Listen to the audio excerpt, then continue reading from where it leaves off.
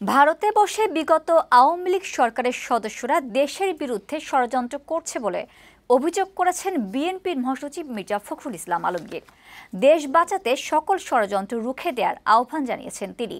গাজীপুরে এক শ্রমিক সমাবেশে যোগ দিয়ে মির্জা ফখরুল বলেন, শিল্প খাতে অস্থিরতা তৈরি করা গেলে দেশের অর্থনীতিকে ধ্বংস করা সহজ, তাই ষড়যন্ত্রের ব্যাপারে শ্রমিকদের সতর্ক থাকতে হবে। তিনি বলেন, আওয়ামী লীগ ক্ষমতায় এসে পরিকল্পিতভাবে গণতন্ত্রকে ধ্বংস করেছে। সেই সরকারের জঞ্জাল দ্রুত পরিষ্কার করে সুষ্ঠু নির্বাচনের ব্যবস্থা করতে অন্তর্বর্তী সরকারের প্রতি আহ্বান জানান মির্জা ফখরুল। তিনি বলেন, অন্তর্বর্তীকালীন সরকারের কাছে জনগণের দাবি, দ্রুত শেখ হাসিনাকে দেশে ফেরত পাঠাতে ভারত সরকারকে চিঠি দিতে হবে।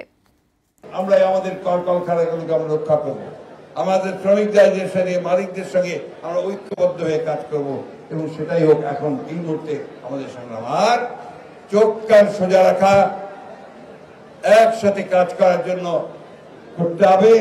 আর শত্রুরা আবার যেন আমাদেরকে ক্ষতি করতে না পারে, বাংলাদেশ স্বাধীনতা কেড়ে নিতে পারে, তার জন্য আমাদেরকে ঐক্যবদ্ধ হয়ে সতর্ক থাকতে হবে।